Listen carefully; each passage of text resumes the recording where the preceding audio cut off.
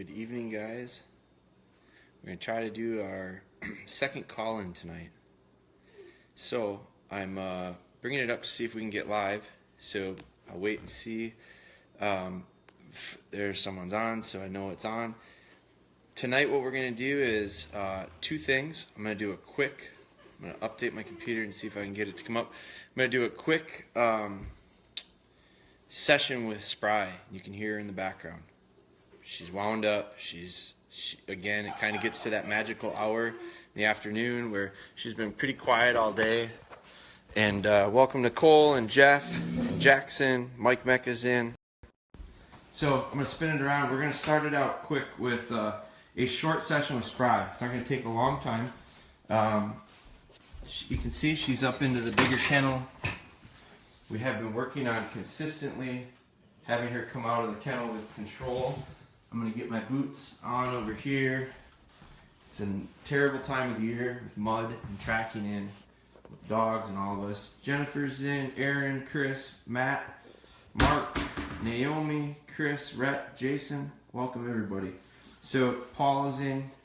So we're going to do a quick lesson with Spry and I'll explain why. Then we're going to start right in with that call-in. And if you guys have puppies, this is one that I think you should pay attention to for obvious reasons if you know someone who has puppies. Now I say that because we're going to talk about puppies, but I also think it doesn't matter how old it is. Like I've talked to several people today that said, oh, the puppy stuff is good, but I don't have a puppy. And I say, well, where are you at with your training? Well, I'm really bad. Like we don't have much going at all. Well, I don't care how old the dog is. We all have to start in the same point, regardless of age. So let's see. We got Doug in. Aaron Shea is in. Welcome, Aaron. Long trip back, I suppose, for her. She was down in Mississippi, it looked like the last couple of days. Had a great time. Doug, Trace, Carrie, Eric. Eli is in. Welcome, Eli. Eli, I think this might be the first live you've caught, at least that I saw. Kelly's in. Rhett's in. Missy's in. Rebecca, Wayne, Tanya. So we're going to talk about puppy stuff tonight because we've got someone that's calling in that's having some headaches, having some problems, 8-week-old puppy. We're going to rewind the clock a little bit with Spry and talk a lot. So Nicole said she just called in. I just got a text from her, but it didn't come through on my computer. So Nicole, I'm going to see if you're out there. I'm going to bring Spry out. Spry. First thing I'm going to do is I'm going to take her outside. Come on, come on, come on. She's got to get through this distraction of other dogs. Hey, hon, could you look and see if that calling thing is working? Spry, come on. See now, here's something I don't like. When the pup jumps up on the bed by herself, I'm not going to call her off. So I physically picked her up. I don't want her in a habit of being called off a place. I don't want her in a habit of being called off a sit. Now, there's a nice little auto sit, right? So we've been working on this. Before she goes out, I'm going out. Spry. And I'm going to bring her with under control. We're going to let her go out. We're going to let her do her business. It's our same routine. We do it all the time. Now, lots of distractions. Hurry up. Hurry up. I like her to get off the yard, do her business off the yard. That's where she goes. Less yellow spots in the summertime. Hurry up. Hurry up. Now, part of the problem out here is chickens, chicken feed. She's got this spot in mind where she really likes No. Come on, come on, come on, come on, come on. No. Come on, come on, come on. Come on, let's go. Let's go. Come on. No. Big distraction. I'm just waiting for her to go to the bathroom. Hurry up. Hurry up. Hurry up. Hurry up. Come on. Come on. Come on. Come on. Hurry up. Hurry up. Hurry up. Hurry up. Very good. Come on. No. Come on. Come on. Good girl. Lost you guys for a while. I went too far from my Wi-Fi. She got into the bathroom. She did her thing. Hope you guys are still back with us. Here's a nice little auto sit again. So if I lost you guys, I'm here. I'm back with this little one. We were over there. She did her thing. I brought her back. Now she sits. Same routine. Spry. I'll bring her in. Again, she's pretty excited. It sounds like we have Nicole on the other line. Huh? Spry, come here. Come on, come on, come on, come on, come on. Sit. So you can see, now we haven't done this for a while. It's been, so Nicole is on right now. Nicole, I'll be right with you, okay? Yep. Okay, so I got Nicole live on the computer. I'm going to go through something really quick with Spry. So one of the things you just saw was tone. She got easily distracted. She has not done much today. And you definitely saw I had to amp up my tone. Sit. Sit. So I had to get kind of serious with her. At times I have to. I got to get as serious as I can to get results. And then I'm going to lighten up, lighten up, lighten up. So before I do any of this stuff, I want to get something out of this lesson. Besides steadiness. We're going to be really short tonight. And the reason I'm doing this is the basic stuff that we've done now for weeks and weeks and weeks. You can see her nose works. The food is there. She knows it. All I want to do is recall her. I'm going to get her. I'm not going to call her off of sit. I'm going to come over to her. Good. All right, come on. Come on. Distraction, distraction, distraction. Come on, come on, come on. Very good. Very good. Come on, come on, come on, come on, come on, come on. Very good. Here. Here, here, here, here, here. Sit. Nice. Good girl. All right, let's go. More distractions. Got a couple dogs on place. Stuff's working now. Here's that jump up. So how do you fix this? Don't make the mistake on my end. Taylor, come here. Sit. Sit. Good. Taylor, come here. Taylor. I get Taylor off. Come on. Set yourself up for success, okay? Pup jumps up in there 2 times, I learned my lesson. So now I'm just going to work her over. Heel. Come on. Good girl. Very good, very good, very good. Come on, come on, come on, come on. She wants to go that way, I'm going this way. And it's just magnet. She's a little magnet to me. Come on. Sit. Good. Now, sit. It's the last thing I'm going to do. I'm coming, Nicole, I promise. So tonight's thing isn't going to be so much about Spry. Tonight's going to be about Nicole with her pup, Maverick. Spry's going to have to be steady. She's going to have to be patient. She's going to have to wait to eat. Okay? So we've gone through this with Spry now for weeks and weeks and weeks. She's 14 weeks. We'll be 15 weeks on Saturday. Taylor, go ahead, get up. So all I'm going to do is make her be a little patient on a nice remote sit. I'm going to line her up and send her on the food. And then she's going to be able to eat, and then we're going to put her on place. So when she lays like that, I like it. People have asked, well, what about it when they lay down? That tells me they understand they're going to be there a while. So they're just getting comfortable. I don't mind that at all. Now, we're going into week 15. This is week 14 of her being alive. So we're going into almost 7 weeks of this. I didn't start this till she was about 14 and a half weeks, or she was 7.5 weeks. So we've been doing this going on 7 weeks. She's gotten pretty consistent. Now the thing is, we practice it. We don't work on, I'm not working on her sit well, I guess I am a little bit, on a remote sit for this. But what I'm working on is during the day I work on these. I reinforce what we've practiced here. Breakfast and dinner, breakfast and dinner, breakfast and dinner. All of a sudden it becomes a habit. And now all of a sudden we're going to practice it throughout the day. So I'm going to wait because Mason's getting his pizza out of the oven. Can you get it? So again, here's life, okay? So instead of setting aside time to train, this is a nice little thing. Mason's gonna have his pizza, get his pizza out, so I have to wait. This dog's gotta wait. So I'm building training into everyday life stuff.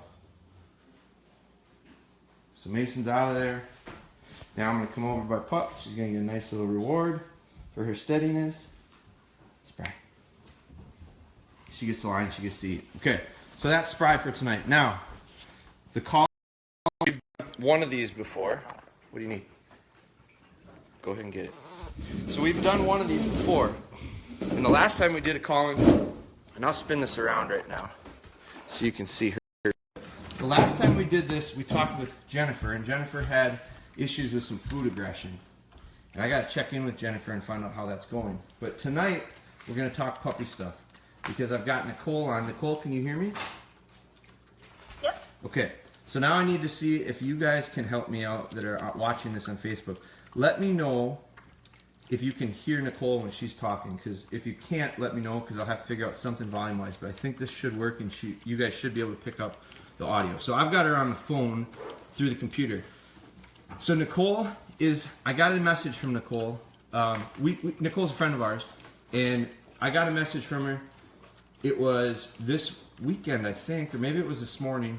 We've bounced a few messages back and forth about a pup. She's got a little yellow pup right now, and I'm going to start asking some questions about it because I don't know a lot about it, and that's why I didn't want to know a lot about it prior to this. But I called her this morning after a message that she had sent me, and I said, I think this is worth doing a live call because I think I asked last week about people who have puppies that are younger than Spry that have joined in, which is great. That's the point of it. The problem is when they're a little bit younger than Spry, you're seeing Spry stuff and you're excited about it, but you're not necessarily up to that point from an age standpoint, from an experience standpoint, from all of that stuff. So Nicole is back where Spry started. And I think it's very interesting if you look back 7 weeks ago and you see the changes that have taken place in a really short, 7 weeks is kind of long. Like if you think, it's all relative, I guess. But if you think about 7 weeks, that was a while ago. But if you look at 7 weeks or even 5 weeks or 4 weeks or 3 weeks and you look at where we were with Spry and you look at where we are today, it's pretty drastic difference. I lost you there. I had a call come in. How did we get there? Well, I'll tell you how we got there was day by day we made very little steps, baby steps, almost unrecognizable. You almost couldn't see the changes day to day.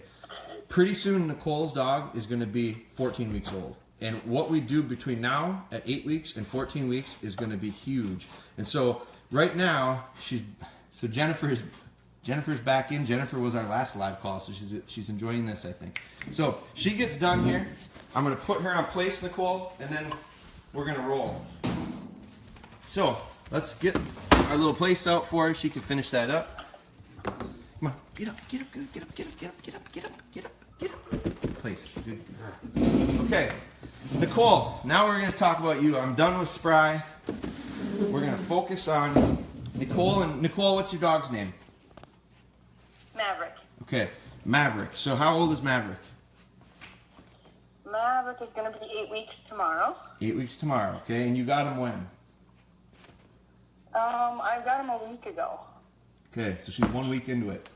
Okay, I think there's a few people, I know there's a few people that have been following that are in the same boat within a week or so of you. Some people are a couple weeks out, so I did get a couple messages from people that said, really excited about this because we're getting a puppy in a week or 2 weeks. So this is going to be hopefully helpful for a lot of people, which you and I talked about, Nicole, earlier. The whole idea with this will be there are a bunch of people in your boat, I think. And so this isn't going to just help you. It should help you, but it's also going to help some other people is our plan. No different than when Spry came through these spots, I would say, when she was younger, a couple weeks back. I think there were a lot of people that have dug in and followed along with us, done the same things, and are having success and also running into some bumps. And so no different than myself, I'm running into some bumps as well. It's figuring out how to get through those. So Maverick's 8 weeks, you've had him for a week. Now, to give you guys an idea, the people that are watching this, and thank you, Tanya. She says she can hear it loud and clear.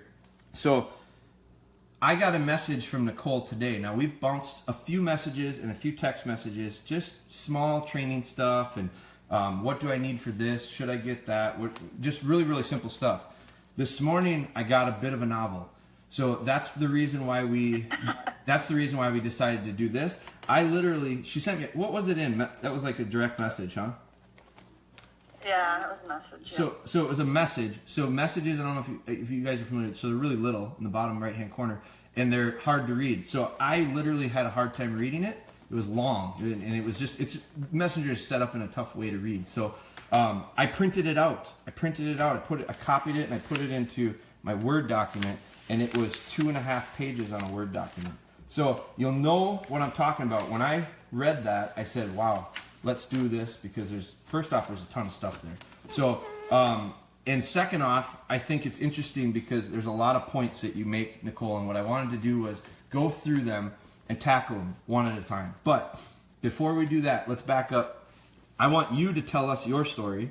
So tell us a little more about Maverick, and then I'm going to have some questions for you after that. Okay. Where do I start? Well, Maverick, when I kind of picked out exactly how we talked about it, kind of tried to pick out a middle of the road puppy, kind of not like over boisterous, maybe a little bit more laid back and mellow, and I kind of paid attention to the entire litter, and I ended up picking him. Okay. And I found out how loud he could be on my way home, Sure. which is to be expected. Yep. That's normal. But so far, he's proven to be very, very strong-willed, I believe is what you're calling it, when he voices his opinion loudly, and Sure. he can go on for hours. Yep. Persistent. Okay. Yep. Okay. Yeah. What are the problems? What are you running into? You're a week into it, so it's a really short window. What are the things that are standing out to you right now? Well, like him, when I try to put him away, like obviously I don't want him out when I can't watch him. Yep. And so when I'm putting him away, usually you want to wait for them to settle down before you take him out. But the thing is, if he doesn't settle down, he will continue whining, and I don't know where he gets the energy, but he will go, like the first night I had him, for 7 hours straight, he would bark and whine, but it wasn't like a little bit, it was like, it sounded like a dying rabbit. Sure. So I was Sure. pretty stressed out. Yeah. Whining stresses me out a little bit, I think. So, Right. Where is he now? I have him downstairs. He's got a little boxed-in area that I made, and I have him down there. Okay. So is he settled right now, or is he barking that we just can't hear it? No, he's actually, yeah, now that I called you, this is the first time, honest to God, that he has settled down. I am pretty good. So I took him I'm out very and good, been outside Nicole. for a while, so. That's not surprising. I'm an excellent trainer. I'm just joking. I know, right through the phone. Right. So it's the presence thing. No, but so okay. So he's downstairs. He's got a place. What does this place look like? What do you have set up for him? It's like almost 5 foot by 5 foot, like just a plywood area for him to stay in, and it's got potty pads on one end, and he's got his kennel with his blankets in it, so he can go in there and learn that the kennel is his comfortable place to stay. Okay. And I have the potty pads out just in case, but I let him out very frequently. So. Okay. So when you brought him home, okay, I totally am not surprised at the idea of the first day. So here's the thing: first couple days, I think we're going through huge changes in the dog's life. You've upheaved everything he knows. You've taken him away from everything he knows. He had 10 litter mates. Is that right?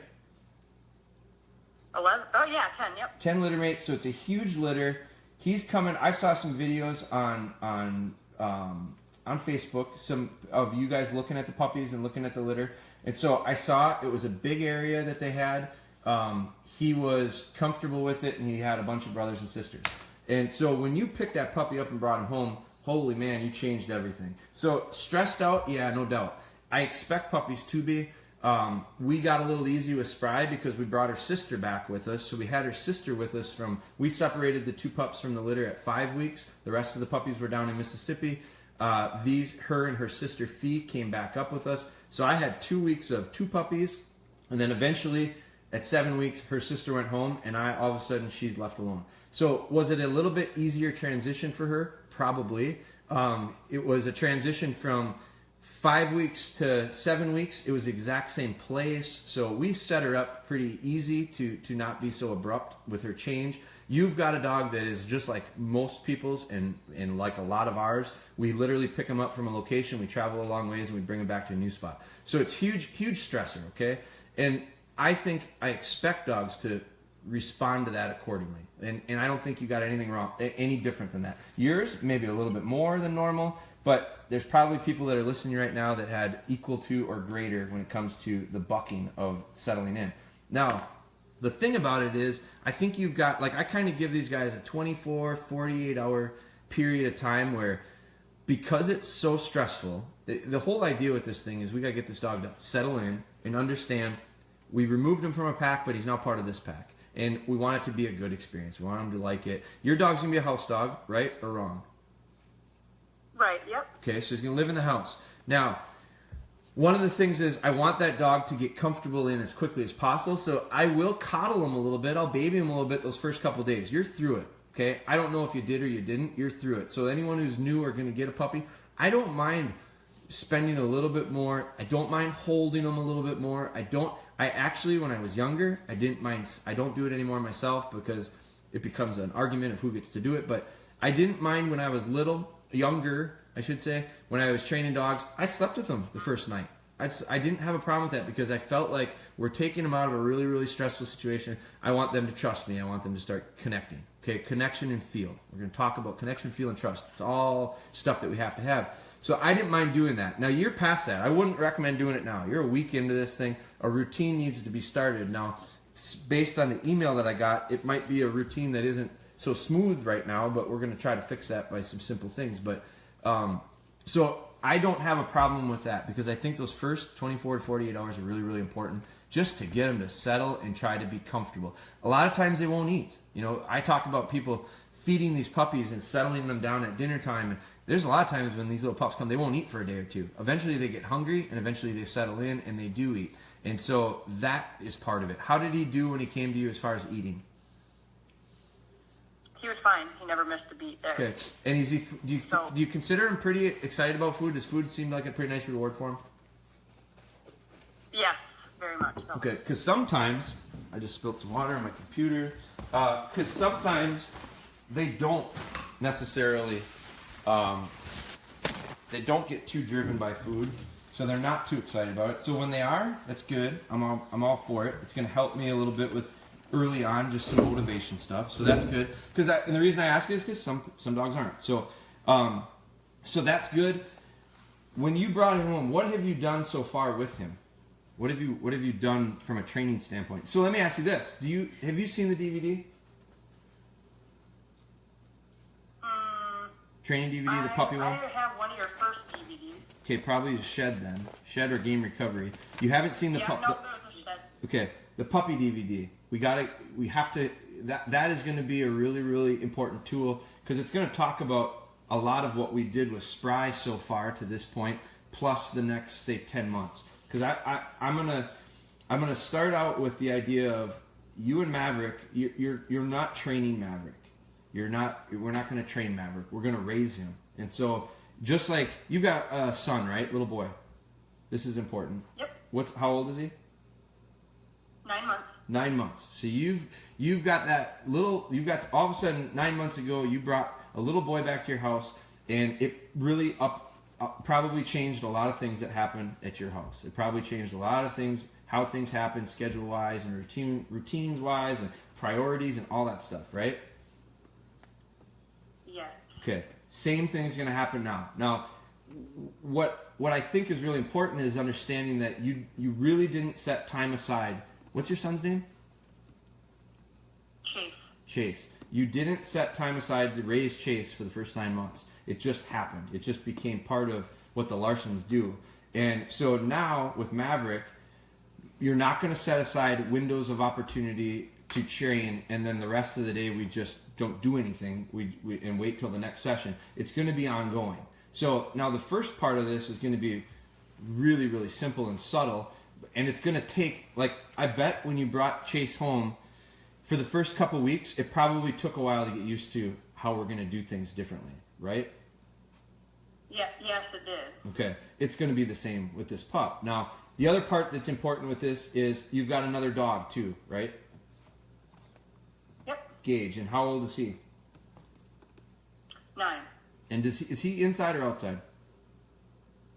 He's an outside dog. Okay, so he is outside, which is important to know. So the influence factor is going to be less because culturally, this little pup is going to be raised in a different environment than the impacts that Gage will have on him. So that's good. So, but I kind of needed to know that. So that changes some of the thought process I have as well.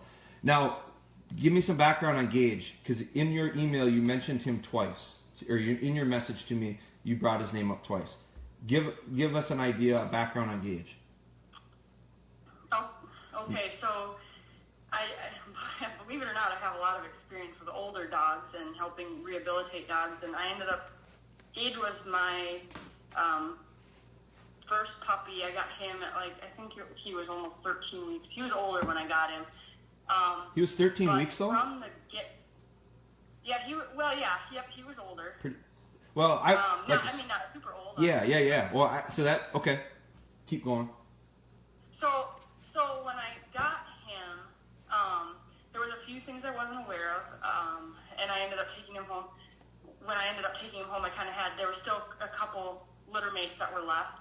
And what I noticed when I had the puppies is that they had them so they were older and they were in a really small area, and they would literally fight tooth and nail. It was kind of crazy. I would watch them. They would fight over food. Like, I don't know, it reminded me of wild animals. Obviously, they're dogs, but it was kind of weird to see these puppies act this way. And another thing I realized is they didn't have like a denning instinct. They would pretty much go to the bathroom and lay in it. Sure. And to this day, Gage continues to do that no matter what training techniques I've used. It doesn't change it because he doesn't care. He's okay with that, and it's kind of how he, I don't know, started his life. And I know it sounds really weird, but it really is how he is. And I dealt with it for 9 years, and I'm worried because I don't want my puppy to turn out like that. Right. So okay, so first things first. You just led this in really nicely. So you bring Maverick home, and he's 8 weeks old. He's been with you for a week. How has housebreaking gone? Because my first and foremost thing, whenever I bring a dog home, is first things first. We have to make sure we get it on a routine so this puppy is not having accidents. Because A, the house can't get wrecked, and B, we're not going to deal with messes. We're not going to deal with messes now, and we're not going to deal with messes later. How has it gone so far? You know what? I was prepared for it to be like what it was with Gage. And so I was really surprised when he didn't mess in his kennel and still has not messed in his kennel at all. Okay. And then he pretty much, he whined the entire time the first time he came home, but I still would let him out on a consistent basis, and I still do. And he asked to go out like at night, and during the day he doesn't quite understand that yet. But for the first time he had an accident was today. And I feel kind of bad, but I shouted at him and just ran and picked him up really fast and brought him outside. He was like, "Whoa, what did I do?" You know. Right. So, Where's he have? But that was the first time he was allowed to have an accident. Where did he have the accident? In the entryway. So Okay. he was in the entryway. How does he ask to go to the bathroom at that age? When you say describe it as ask, what do you mean by that? Well, I guess with my older dogs that I used to, and I know this is older dogs, but some they kind of whine or just kind of act fidgety, like they're looking around or sniffing around like he's got to go to the bathroom. But he was just on a dead run and just instantly stopped and started peeing. Sure. So Sure. he didn't really have the sign. Yeah. So what do you do? What do you do with him most of the day? What is he doing? Well, most of the day, and that's why I asked you about the place and stuff like that with your dogs. Most of the day, he's out and he's with us, but when I can't watch him, I do put him away. Like when I'm painting and stuff, I'm so focused on my painting, and I can't pay attention to him. I don't want him having an accident when I'm not watching him. Right. Well, that makes sense. So, a couple things with the idea of now you had mentioned in your email, it sounded like first night was brutal, second night was better. I have him in a 5x5 plywood area with puppy pads on one end in case he has an accident. Somehow he managed to scale the corner and get out in the middle of the night. Tell me the story on that, because you're talking the first night. This was the second night. So the first night, because I hadn't talked to you yet, I just put him in a crate and let him scream and holler. And you were like, you had mentioned that he'll probably tire out, but he proved us both wrong because he did it all night long. But the second night I was like, well, maybe he just needs a little bit bigger space because he doesn't like just being confined to the crate. So I made a little nice 5x5 area. And somehow, in the middle of the night, I had let him out, put him back in at 1 in the morning. By 1:30, he had gotten out, had climbed the wall somehow. And he had like 3 little accidents downstairs and made it up the steps and was barking at the gate because he's scared and doesn't know where he's at. And so when I woke up, heard him, I went to go get him. I'm like, oh my goodness, 1:30 in the morning, and I'm cleaning up all this mess. So I just ended up putting him back into a bigger crate, instead of confining him to something so small, and then putting the pads on one end and a bed on the other, because I was like, I need to get some sort of sleep, and I can't watch him all night long. Yeah. Yeah. Okay. So what I'm going to do is a couple things. Now this is what I would do. And so I'm not saying you have to do this. I think this will make your life a whole lot easier. Okay. So right now, what I would do is, and this is, I know. Well, I'll just say it, and then I'll hear how you react to it. But so what I would do is I would have the kennel, and I would go to Walmart and I'd buy just like a plastic. Have you seen if you watch some of the early Spry videos? It's just a really small that you can get sections of them. You can get as small as like 3 foot. I think they're 2 foot by 2 foot, so like it's really small.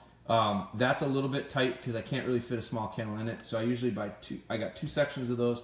So I end up making it like 2 foot. It's actually like 4 foot by 4 foot, maybe. I don't know exactly what it comes to. It's not very big. Okay, it's probably 12 square feet, something like that.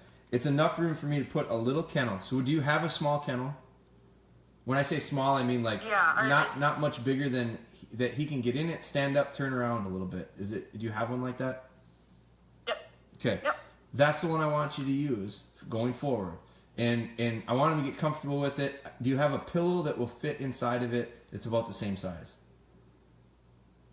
Yeah. Yep. Okay. So I want you to start using that kennel. The other thing I want you to do is, and let me ask you this. So it was terrible torture the first night, barking, crying, howling. Where are you at now? You're a week into it. Has he gotten any better? A little bit. He's still, like, obviously when you put him away, he's not very happy about it. He lets you know, but I ignore it. What's he do during the day? Wanna... What's he do during the day when you put him in the kennel?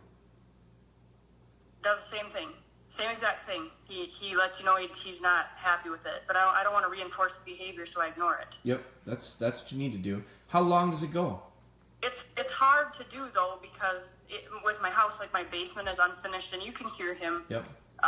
You're not gonna like, and so it's hard for my son to nap and stuff. Yeah, you're not gonna like my next recommendation, but what we need to do is get to the point where you can do this ASAP.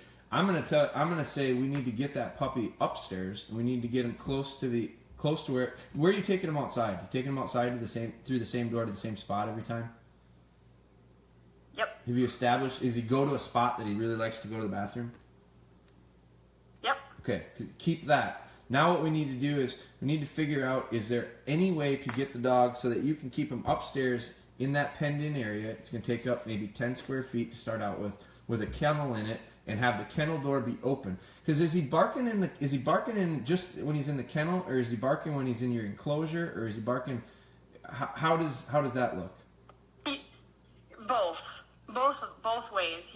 Is it one better than the other? Enclosure, he barks. No. Okay. So what I'm gonna what's temperatures like up there? Is it warming up? Yeah, we're in 40s. Okay, good. Do you have an attached garage? No. Do you have a porch? You have something outside of the main house that's enclosed at least? Well, I haven't. It sounds bad. My barn is right next to my house, like a big. It's really nice, insulated barn that we have where that's where gauge is and stuff. Too far. It's just too far distance. I want it to be so that you're like right there, so you can hear it when it stops. So I'm trying to think. So okay, the enclosure. What I need you to do is I need that pup to first off, I need the pup to slow down and just figure out. Now, exercise prior to when you put him in. What kind of exercise are you getting with him? We go outside. I have. How big is this dog? Long driveway and stuff. And if he's climbing out of an enclosure, if he's climbing out of an enclosure at 7 weeks old, how big is he? He's not. I don't know. He's. I'd say he's pretty average size for a lab puppy. He just. I don't know. I mean, that's quite a ninja move to get out like that. Out? What's that? What? He looks average size, but I don't know if he got on top of his kennel or pushed him. I don't know if he climbed up the corner. I don't know how he did it. Honest to God, I don't know how he did it, but he was out. The kennel. So we need to make the kennel unpenetrable. He cannot have a jailbreak. So we got to figure out how to do that. That's why those kennels that you'll buy them at, you can get them at Walmart or anywhere like that. They're inexpensive and they're not very tall though. They're only going to be like 24 inches tall probably. And what I usually do is I usually keep them in there until they can climb out. Eventually they're going to climb out. Now, if he's a ninja and can get out of a 4-foot kennel, I want to see it. because I think you can figure out a way to keep him in. Like it might be you have to design it a little bit different. But we got to get a pen where we can get him in and open the door on the kennel and leave a pillow in the kennel, and then prior to putting him in there, here's the thing. And this dog, there is nothing different about this dog than anyone else that's watching right now or listening, or any dog that I've ever trained. I guarantee you that. There's nothing different about it. It's the same. What we need to do is, most of these little dogs will sleep more than they're awake because they're growing and they get tired and they can't. Now, we have to reverse engineer this crying part and find out what is the reason. Is it because he's got to go to the bathroom? How often does he go to the bathroom? It seems like he goes to the bathroom an awful lot. I've been taking him out every half an hour. Okay. How often are you feeding and watering him? I only feed and water him in the morning. I give him some water midday, and then feed and water him before bed, or not before bed, but a couple hours beforehand. Okay. So twice a day. So so he's getting too much water somehow. If he's peeing every 30 minutes, he's getting too much water. So his little bladder. There's no way he should pee every 30 minutes. So what I would do is it maybe because of the snow? If he's getting into the snow, He's yeah. eating a little bit of snow. Yeah, if he's getting into it. So monitor. We need to monitor what goes in, because that will control what goes out. So I would do just watering when you feed him, and so I would get your food. How much food is he eating? He eats two. I know it was as much as he probably eat in 10 minutes, and so he's got 2 cups in the morning and then in the evening. Okay, and is how that too much? No, no. He's going to tell you how much. So if he eats and he cleans it up, I'd give him more. If he starts leaving a little bit, then I would cut back on it so that we're not wasting. But I'm going to let him decide how much he's going to eat. But yeah, 10 minutes is about the window I'm going to give him to eat, because I want. How does he eat? Does he eat pretty quickly? Yeah. Now that he's figured out that you have, the 10 minutes to eat, because otherwise he was a grazer and he would eat a little bit and leave and then go back and eat a little bit, and that you were saying wasn't a good idea. So yeah, we don't want that. So you've gotten away from allowing the food to be there longer periods. He eats, he has a window, when he's done, you take it away. Yep. Good. Okay, so that's what we need to do twice a day. I'm going to stop the watering during the midday. He doesn't need it. If he's peeing every 30 minutes, he's getting too much water. So when he comes out, monitor that, because all of a sudden our snow all melted and we've got open ponds, and I let little Pup out, and all of a sudden Pup's at the pond and she comes in like a barrel of beer. She's just full. She's swigging. I can hear it. So we have to make sure that we control all that water going in and going out. Now I still think, it's 8 weeks old, so it's only been with you a week. It's going to slowly, gradually be able to hold that bladder a little bit. Nice part about it is he's not having accidents. So that's good. So I think you can have a little bit of confidence with the idea of probably not going to have an accident for you. You can push it just a little bit. Now, are you letting him out just because he's crying, or are you letting him out because he's quiet and then cries every 30 minutes? No, sometimes he doesn't really give me any sign. It's just that I've kind of gotten into a routine of taking him out. Like I'll have Chase with me, and I'm just like, let's go outside for a little bit, just get him outside and walk him around a little bit. It kind of helps with his energy and everything, But that makes sense. He does pee. Okay, that makes sense. So here's what I'm going to do. This is going to sound counterproductive. Don't do that. Don't bring him in. Let him go to the bathroom. So he goes to the bathroom. Now he comes in. Now you leave him. And you know what?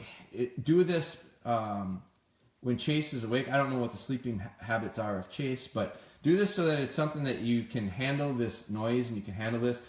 Trust me, I don't like it. You're not going to like it. It's going to be miserable, but it's going to have to be handled or it'll never go away. So what you're going to do is you're going to let him cry it out. Like he's going to cry it out, and he's going to cry and he's going to whine. Now, you set yourself up with the right pen. Set yourself up with the kennel that's small with a nice comfortable pad in it, and put him back in there. And then if it's crying and whining and it's super, super audible, put it in another. Is there another room you could put him in that's close to that door that you could actually close a door, and then you could be in the other part of the house, but you'll still hear him. But at least it's less. I can put him in the laundry room. Perfect. I mean, that's the same level. Laundry rooms are notorious for dogs and kennels. So set it up in the laundry room. Close the door so that the reason I'm closing the door is to help your sanity, but also to eliminate any distractions. I don't want that puppy to see Chase. I don't want him to see you. I don't want him to hear things because he's going to think he's missing out on something. So as soon as he settles in, okay, and just grit your teeth, get through it. And as soon as there's some quiet, wait just slightly. Then you're going to go in, and you're just going to don't go in like you're a bank robber. Go in really slow. Maybe a bank robber would go slow. Don't go in like you're gangbusters. Don't go real fast. Go in like you're bank robbing and trying to be quiet. But just sneak in and just leave the door cracked slightly so that you can physically peek in there and see what he's doing. And watch him. I'd be interested to see what the hell he's doing when he's whining so hard. But if he's fussing and fighting, your dog is not Superman. He will get tired. He's going to have to get tired. And as soon as he does and he settles, I think he'll find out it's way better to just go lay in that kennel. It's darker, it's quieter, it's safer. He's already been sleeping in it. As long as it's not connected to punishment or negative, he's going to figure it out. He's going to go in there. And so let him fall asleep. And then beyond, I just saw someone put a thing out that said the baby monitor. You got a baby monitor? Yep. So maybe the baby monitor becomes a tool for this. But if it's something that allows you to understand he stopped doing what he was doing and he finally shut up and he finally laid down and he finally fell asleep. Now, once that happens, watch him and see how long you think you can go. What I would do is I would go in and I would wake him up. I'd wake him up. And I'd let him sleep for a while, but I'd wake him up. I wouldn't want him to wake up because if I miss it, you're going to have an accident. So I'd push it as long as I can. If you got the patience and you got the time to sit there and watch it, as soon as he wakes up, get in there right now. Tell him how good he is and bring him outside and let him go to the bathroom. Now you can do a little walk if you want or whatever you're going to do for exercise, but it's not going to take much for him.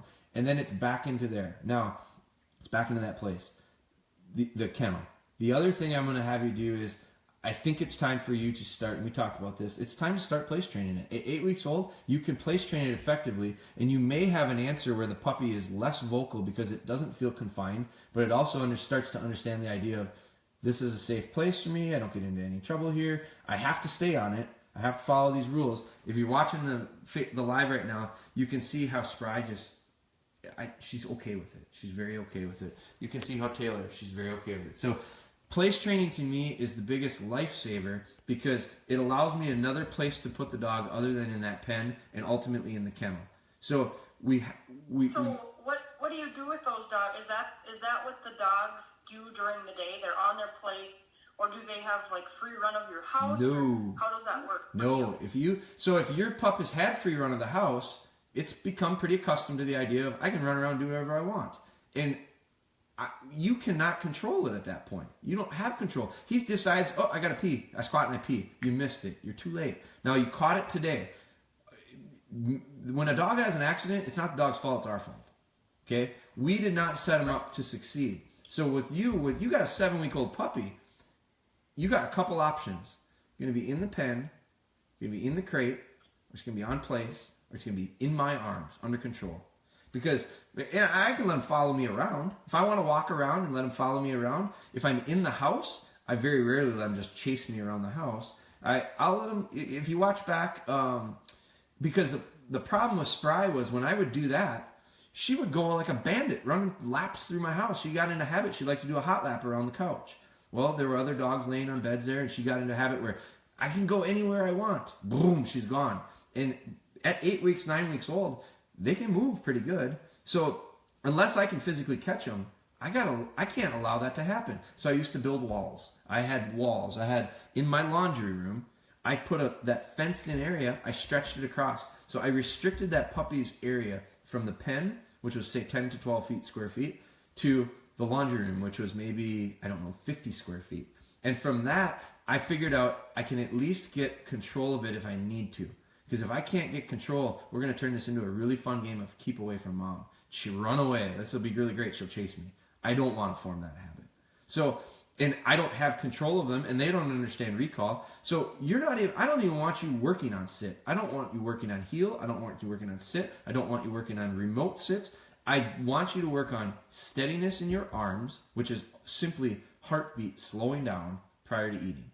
Okay, that's it. And I want you working on getting... Even if they're whining? Even if they're whining, is that considered, like... In your arms? Mellowing out? Because that... No. Yeah, if he's whining and kind of... No whining. Okay. No whining. First thing you're going to feel is their heart. Their heart's going to race. It's just going to be pounded. Now, this is at feeding times, okay? So, twice a day, you're going to do this. Feeding time, you're going to go get the bowl of food. You're going to soak it in water. And you're going to let it get soaked. And then you're going to go pick the puppy up, and you're just going to hold on to the puppy while this is happening. And the puppy's going to wiggle and fuss and whine, and it sounds like Maverick will cry and bark. And does he bark, or does he just howl? No, he barks. He tries to gnaw on my arm and tries to spin around in my arm, and it took a good 20 minutes last time for him to mellow out before I felt that he was calm and I could set him down to eat. You're lucky. But I know the first time, yeah, because the first time you had Spry, you had said she didn't even know I'm feeding her, but he saw me fill the food dish, so he knew, and he threw a fit. Sure. So they're gonna, because for the last a week ago, 3 weeks prior to a week ago, every single day they probably were fed 2-3 times a day regularly, and there was nobody asking them to be calm, quiet, or steady. It was a survival thing, and it was the best time of the day. So it doesn't surprise me that it rings the bell for him. He just gets really excited. So today the culture changes. We change the habit the day we bring him home with that. Okay. Now, when you hold on to that puppy, what I want you to do is do me a favor. Did you feed him tonight? Must have already, huh? Yep. Tomorrow morning. Is Brent around when you feed him? Nope. Okay. Do you have a tripod? Yep. Okay. I want you to set your phone on the counter with a little tripod, and then I want you to go through the routine, and I just want you to hold on to the puppy and get the bowl of food ready, and I just want to see it.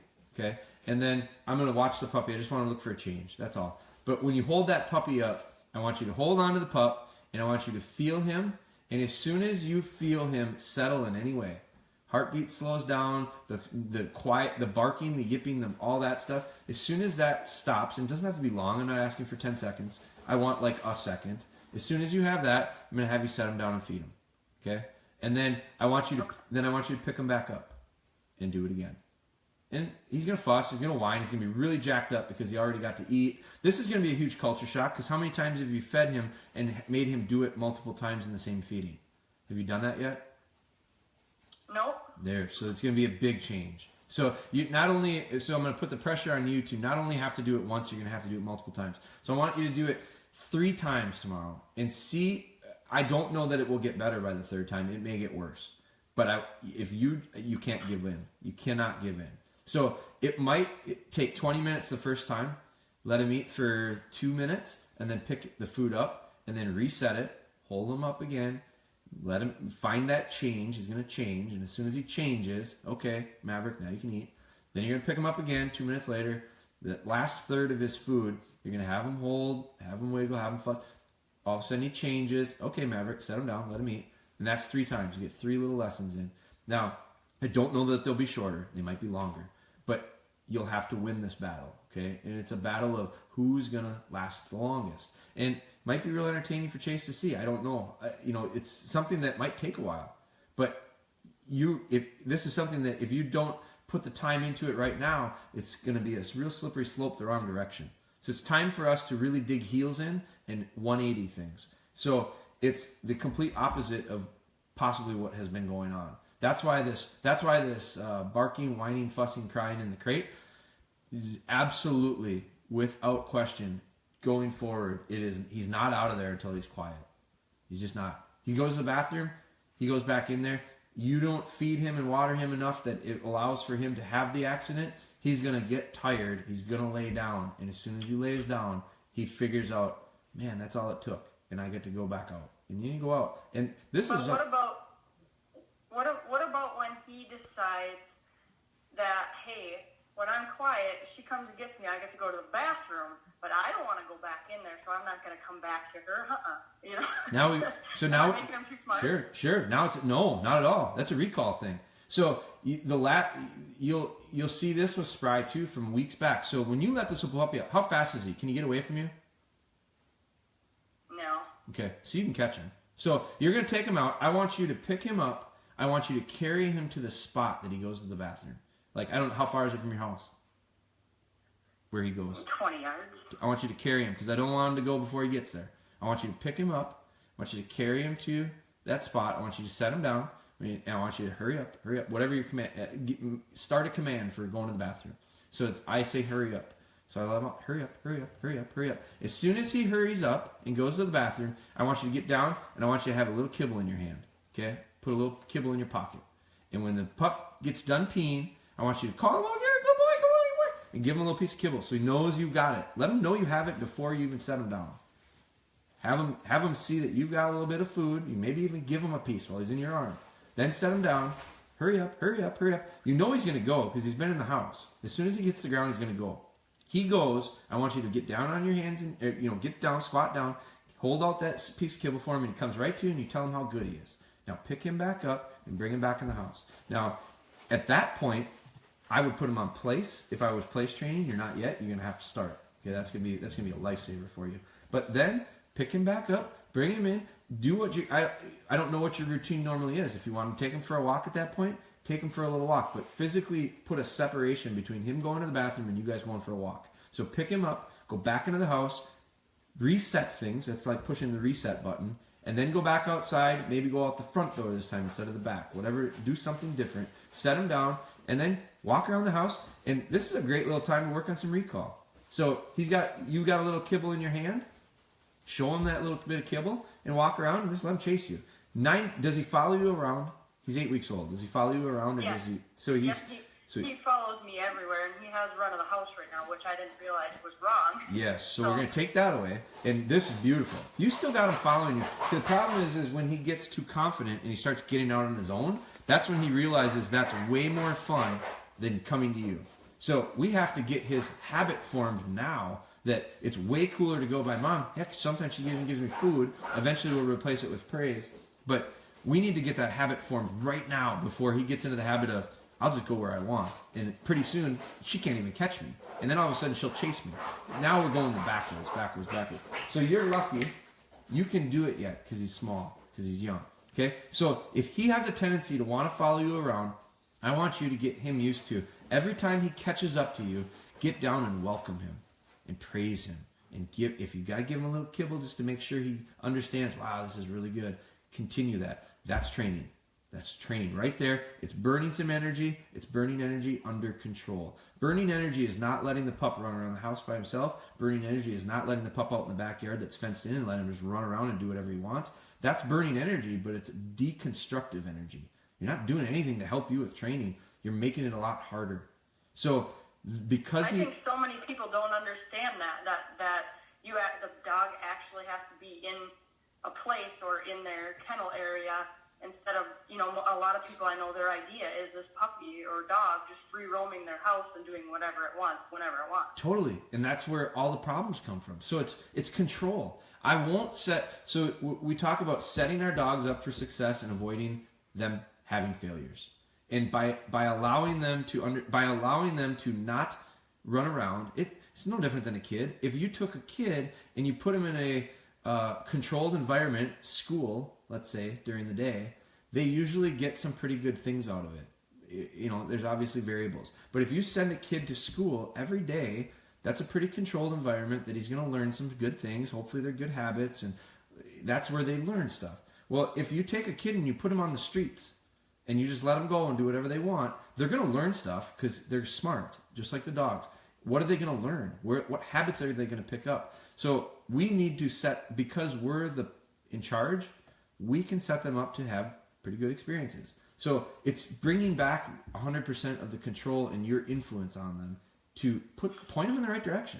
So so that's going to be part of it. The feeding part is going to be the other thing. I want you to work on him settling just slightly at feeding time, because him settling at feeding time is the start to him settling for the rest of his life for you. Okay? And the biggest thing that's nice about that is when you're done with him settling, the biggest reward to that dog right now is he gets to eat.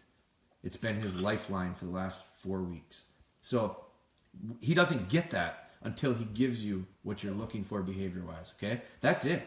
That's all I want you to do. But it has to be like, super, super consistent. The housebreaking stuff, it sounds like you've got a pretty good handle on. I don't like the idea of a 5-foot pen in the basement with potty pads on one end, because you're training him. You're training him that maybe I make a mistake and I have an accident on the other end. No, no, no, no, no. We're eliminating those opportunities. We're going to set him up so that he's going to go outside. He's going to go into the exact spot because I'm physically going to carry him there. He's going to go to the bathroom, and as soon as he's done, I'm going to tell him how good he is, and I'm going to get him to understand, come back to her when I'm done. So those are the things, that's all you need to work on right now. I know you had mentioned some stuff about retrieving, and you were concerned because he just wasn't retrieving real well. I have Spry here that isn't retrieving well, and she's 14 weeks. So if you get to 14 weeks and you're having an issue, we'll talk about it. I'm not going to panic about it at all because they all have it in them. Your dog's well bred. It's got it in them. It's just a matter of getting it out. Right now, I could care less about retrieving. Right now, I want a dog to be quiet in his kennel. Right now, I want a dog to not have an accident in the house. Right now, sounds like I want to have a puppy that comes to me. Don't get in the habit of that little pup running away because, man, now it's a struggle. Now we have to 180 it. You can do it, but it's a lot easier to do it from the start positively and have them want to do it. My little puppy races me back in half the time. Well, part of it is because of the way I've set it up. I usually feed her after we go out for her bathroom. And I've gotten into the habit of, when she was little, I'd give her a little bit of kibble. Who could get on the porch first? It was kind of a race. And all of a sudden my dog looked at it like it was a game. A good game, fun game. So I have to, now, all I'm looking for is to get that dog to be quiet. We're not even talking. Quiet, settling down when you're feeding, quiet in the kennel. That's it.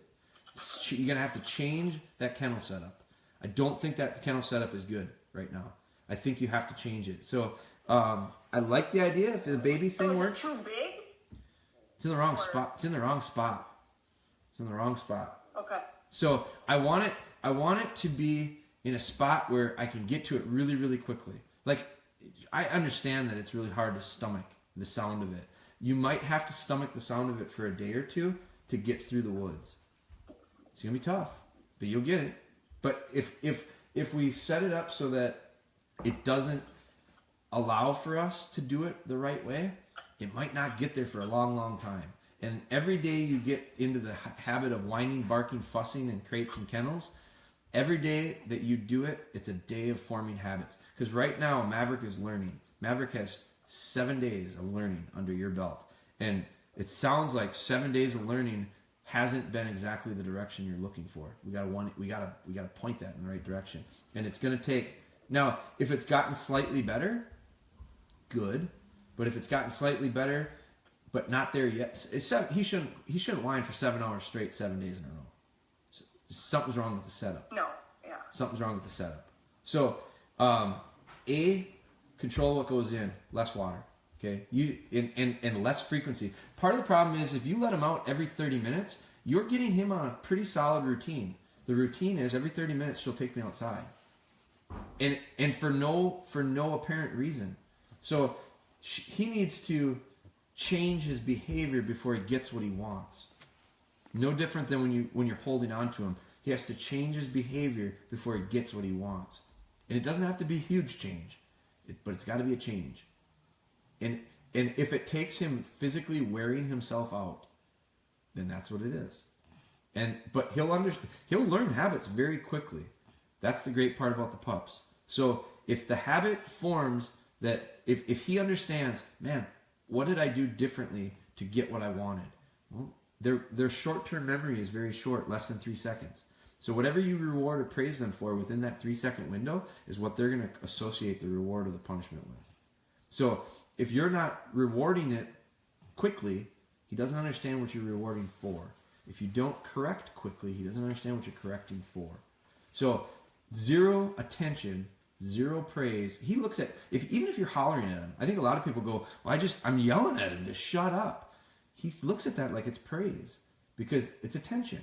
He's getting attention. It might not be the kind of attention that you think he wants, but he doesn't care. He just wants something from you attention-wise. So by yelling at him and being negative, it's putting out a fire with gasoline. It just doesn't work.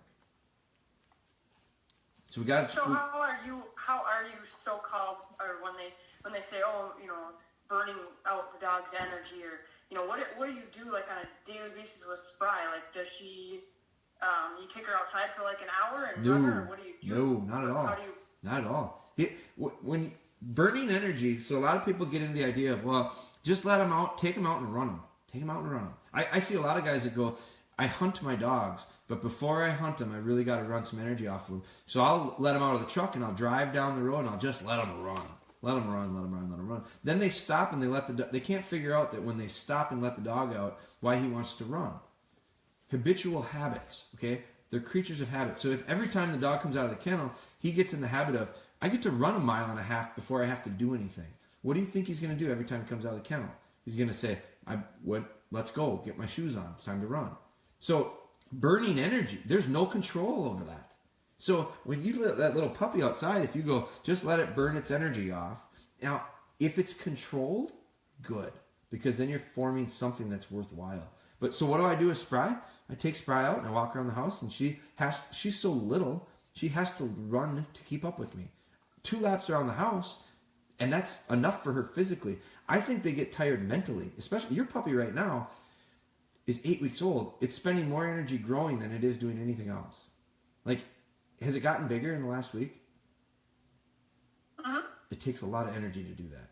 That physically is demanding on a pup. So mentally challenging them, giving them something to think about, tires them out. It wears. You ever, like, some days I sit in front of a computer. I don't do a physical thing. I do nothing physical, and I sit in front of a computer all day long, and I work on stuff. And then I get done at the end of the day, and I am as tired or more tired than I've ever been. And I haven't even moved. I have burned very few calories, but mentally I'm exhausted, and it affects my whole body. Dogs are the same way. You can wear them out mentally, stimulate their mind a little bit, get them to start thinking, I got to do something in life. They want jobs. They want stuff to do. The job for this puppy to start out with is lay in her arms and don't fight. That's my job. I have to figure out how to fight through all of these other distractions and all of this other stuff that's challenging me, and my instincts, my natural instincts to fight, fuss, and whine. I have to fight through that in order to get my reward. My reward's going to be that bowl of food. That's tiring. That'll wear them out. But just letting them run amok doesn't do anything good for you as far as forming the right habits. It doesn't point you in the right direction. It doesn't get you to where you want to go. So physically, walk around the house. I don't know. Your driveway, how long is your driveway? My driveway is pretty long. I want to say it's about 80 yards. So it's a good stretch, but we walk. Yeah, so walk down and back 2 or 3 times. That takes 5 minutes, maybe. That's plenty of physical exercise for that little puppy. But you know what I would do along the way, especially because he wants to come to you. Right now, he doesn't want to be left behind. So what I would do is I'd use that opportunity to get something going in the right direction. So walk along. I don't know if you're going to whistle train him, but I'd have a little whistle in my mouth, and I'd beep, beep. I'd get away from the pup, and as soon as the pup goes, oh no, there she goes, starts running towards you, I'd go beep, beep, beep, beep, beep, beep, beep, beep, beep on the whistle. And I'd get down, and I'd get right down on my hands and knees, and that little puppy would come into me, and I'd go, Maverick, you're the best. And I'd pet him and love him, and very good. Then he'd go, that was great. And then I'd turn and I'd go the opposite direction. And if he's keeping up with me, then I might turn and backpedal a little bit faster, and I'd beep, beep, beep, beep, beep, beep, beep, beep, and I'd get down and I'd go, come on, catch up to me. And here he comes, and I warm him up. Oh, you're so good, Maverick. Then I'd do it again. And then pretty soon, probably in the next week or two, you're going to see him start to get a little bit confident. And he's going to start to wander on his own a little bit. But he's not going to be left alone. So when he starts to wander off, it might be 5 yards. When he starts to wander off, I would freeze. Don't move. Don't make a sound. Don't make a peep. Just stand still and watch the puppy. And when the puppy gets to the point where he goes, wait a minute, he turns around, you're gone. He can't see you. His eyes are not good right now. So he won't even be able to see you. He'll see something. He won't know it's you because you're usually moving and making noise. This thing's standing still and not making any noise. So you're standing there. Little pup's 5-10 yards away from you, and he goes, oh no, she's gone. You can see it. You're going to see it in the body language of the pup. And you're going to go, no, I'm right here. Come on. Beep, beep, beep, beep, beep, beep, beep. And get down. And all of a sudden he's going, there she is. And he's going to come running to you. And you're going to get down and you're going to praise him for it. And he's going to go, wow, she's there. Now I'm going to do it again. Pretty soon the pup's going to go out. And he's just going to turn around and check in on you. He's going to go, Mom, you're not going to lose me. And now all of a sudden you've got pup. You're forming great habits by taking walks to the mailbox and back. And it's mentally challenging to the pup. It's physically it's a little bit of exercise for the pup, but it's stuff that takes 2, 3, 4, 5 minutes. And I try to time it out with stuff that I do anyway. I bring the garbage out once a week. It's a great training lesson for every one of my dogs. This little pup put the garbage out with me last night. Well, I got a long driveway. She had to come with me, and I stopped about 4 times on the way down to the driveway, and I made her sit. And then I wheeled the garbage about 10 yards, and then I stopped, and then I walked back to her, and I told her how good she was, and I said, all right, let's go, because I'm not calling her off sit. She's steady right now. I'm not going to jeopardize that. Don't go backwards when you're training. So if you get a dog to sit, don't call them off of it until they get really, really good at sit, because that habit will go away very quickly. So, but those are all things that you just incorporate into your whatever it is you're doing regularly. You're at home, so you've got a lot of opportunities. What I would do is I would look at your schedule. You probably have a pretty good routine because you have to. You got a 9-month-old kid, so you probably have a routine. Is there a certain time that he lays down and certain times that he feeds and all that stuff? I'd look at your schedule and I'd figure out how am I going to incorporate opportunities to practice feeding and steadying, kenneling till he's quiet, and then getting him a little bathroom break. Not every 30 minutes, because right now I think the habit is formed. Every 30 minutes she's taking me out. So hard to settle down knowing that 30 minutes from now I'm going again. Maybe it has to be longer than 30 minutes to get him to understand I don't get to go out when I act like this. And as long as you're not giving him water in between, he's not going to have the opportunities or the desire or need or want to have those accidents. So it's changed. Now we got to look at your schedule. You got to look at your schedule and figure out how am I going to plug a few of these in each day. And then all of a sudden you're going to get the snowball rolling in the right direction. And then I'm going to start challenging you to do, okay, now we're going to work on a little bit of sit. Now we're going to work on a little remote sit. Then we're going to work on some recall. Then we're going to work on eventually tying out because the weather's getting nice. That's going to be nice. You're going to be much better off by tying out, because tying out is an opportunity. When the weather's nice, you can put them outside and you can let them fuss and whine all they want. It's not going to bother you near as much. They have to learn to be patient on a tie out. So you're going to have to start thinking in your mind of where you're going to want to do that. It's going to be a spot that in the summer's got some shade. But that'll come. It's too early yet for that puppy. You tie that puppy out right now at 8 weeks old, he'll freak out. That's not fair to him. Much like it's not fair to him to expect him to be quiet the first night he's in his kennel. You just uprooted him. You got to work up. You got to get to that point. So, like, while we were talking here, I took him outside, or brought him outside and put him back. Now he's, fussing and whining. It's not as bad as it was obviously the first couple of nights, but he's doing that. So now I'm supposed to just ignore him, let him be in there. Yeah, where's at night, in the middle of the night when I'm getting up and letting him out, and he does this, I'm trying to ignore it. No, yes. So where is he right now?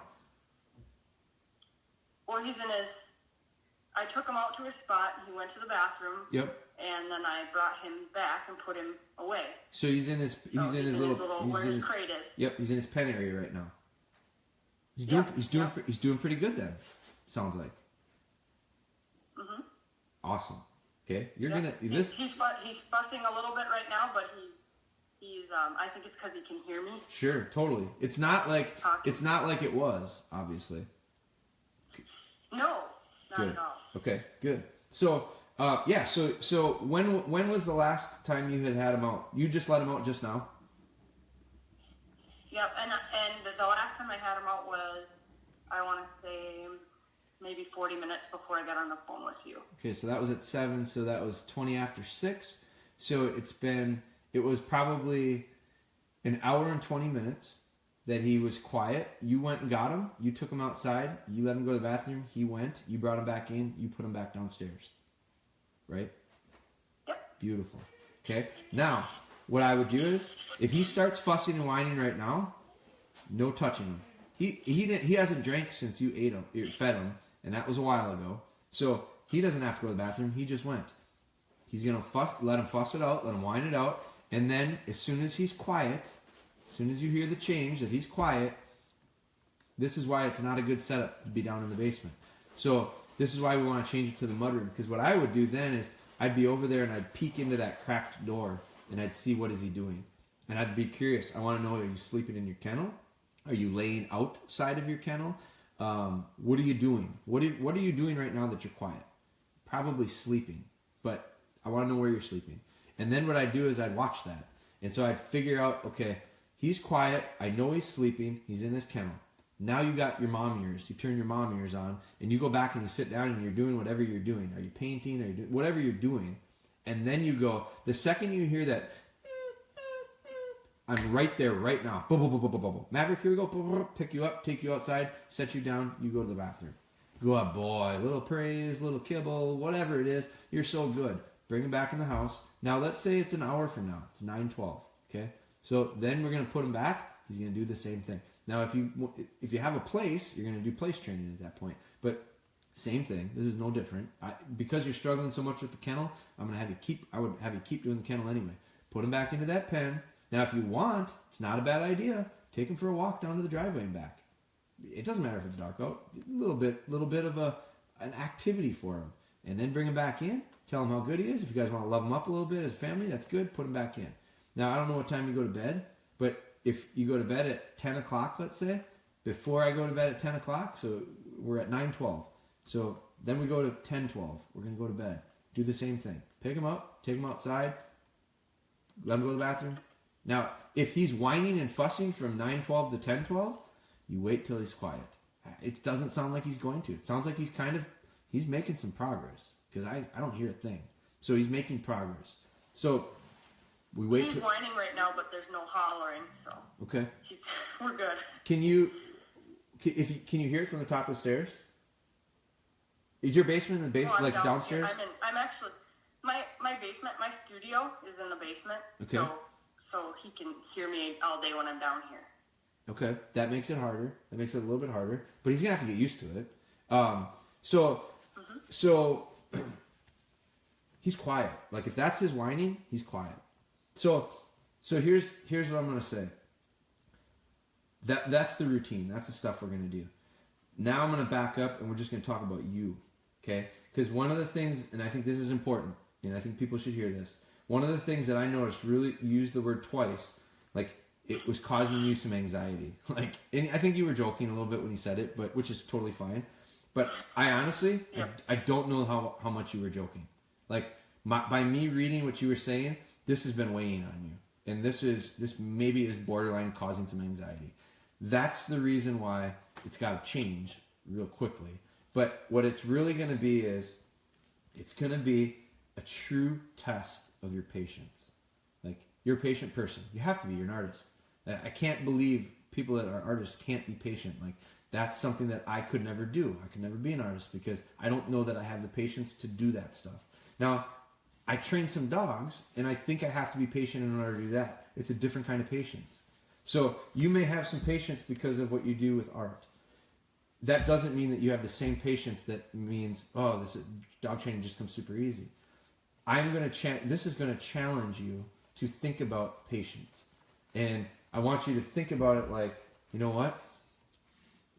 The same 45 people that are listening right now on this live are listening to me right now. Put that in the back of your mind. Like, when you get frustrated to the point where you're boiling over, I get there. But this has helped me to actually say, you know what? Walk the walk. I talk the talk. I must walk the walk. So sometimes you take the deep sigh. You walk away from it. You do whatever you got to do. But it's going to take a lot of patience. But as soon as you get to that mentality, that state of mind where you go, you know what? Who cares? Who cares how old? Who cares how young? Who cares how long we've done it? I don't care if this dog barks like this cries like this for, you've had it a week. I don't care if it's a month. As soon as you change your mindset to go, you know what? As long as it's a little better today than it was yesterday. And if you're in the same room with him right now, and he's in his pen, and he's not making any noise, or if the noise he's making is what I'm hearing right now, like, you're 10,000 times better than your email read, your message read. And I believe your message was legit. So you've gotten a huge distance in 7 days. So day to day, it's really hard to remember that. It's really hard to recognize that. When I look at what we did yesterday with Spry, I struggle with the idea of, oh boy, we did something. Because it's not much. It's baby steps. It's super, super small steps. But if I look at it 1 week ago, and I think you can dig deep, and this is where I'd like to see you film yourself feeding the pup, because I'm going to ask you to do it in another week, and then I want to see if it looks different.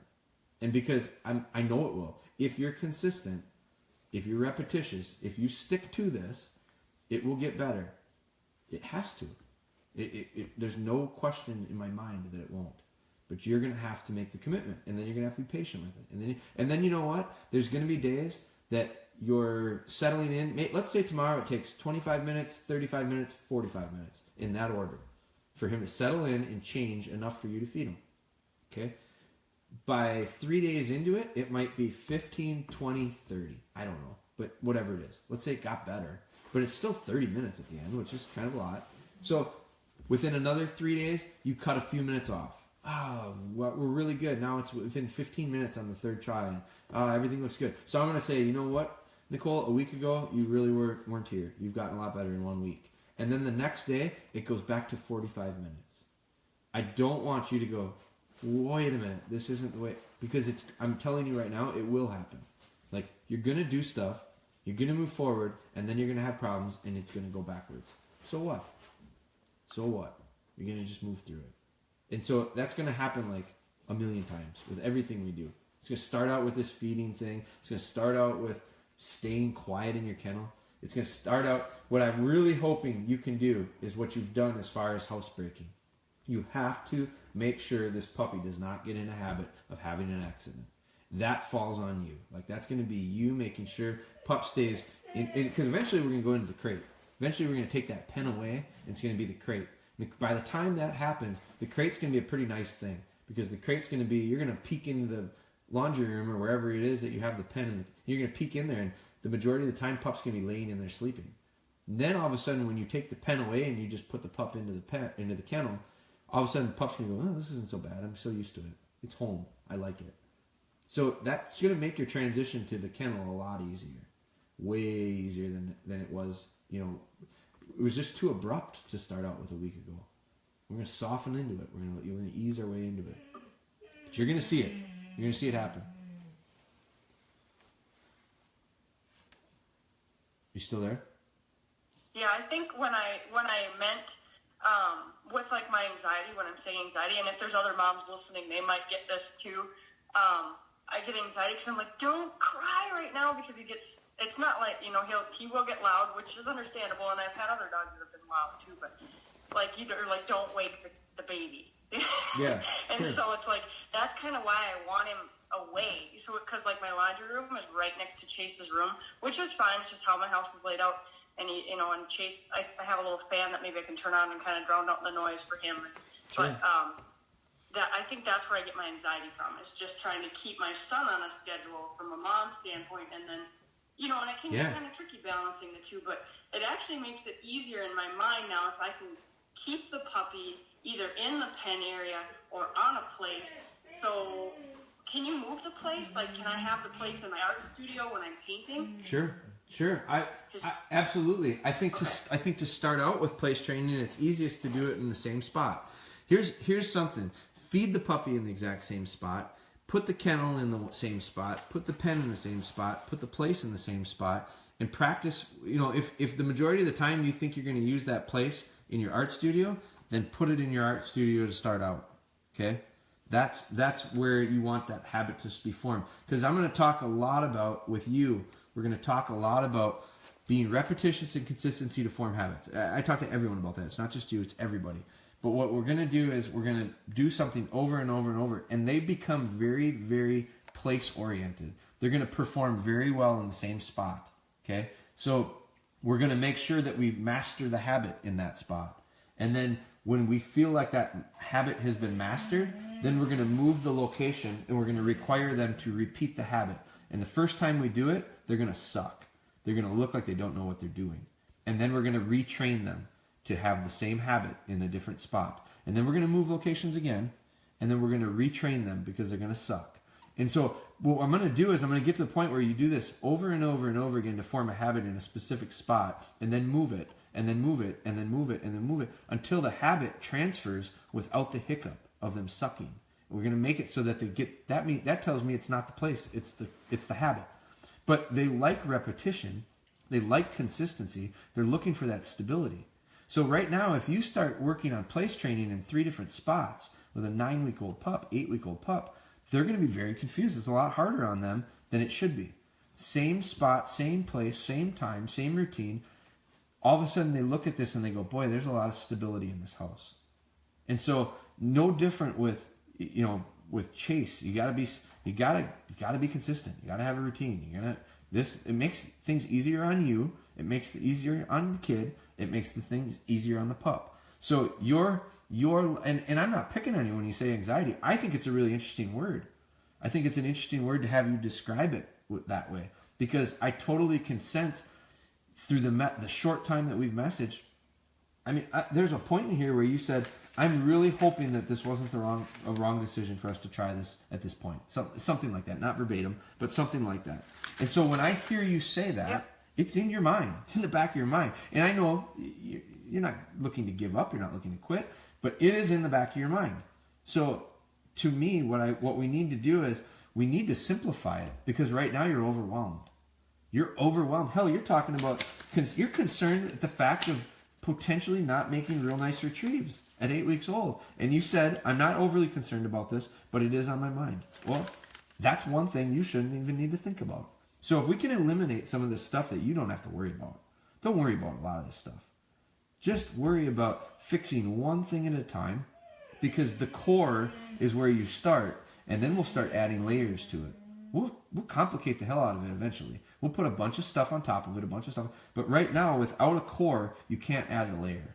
And right now, we're thinking about layers in the back of our minds without a core. And so right now, the core comes with housebreaking, crate training, and that's not having accidents. It's being quiet so that we can stand them. And then it's going to be settling in, because that's going to be the foundation to everything we're going to build off of.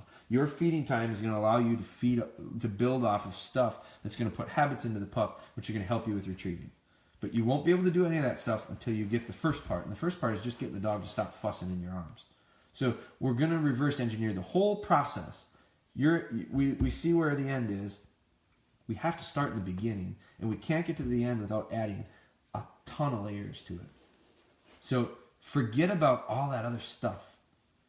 Don't let any of that, don't think about any of it. Don't simplify it. And watch how much easier it'll become for you, because you're only going to have to think about one or two things.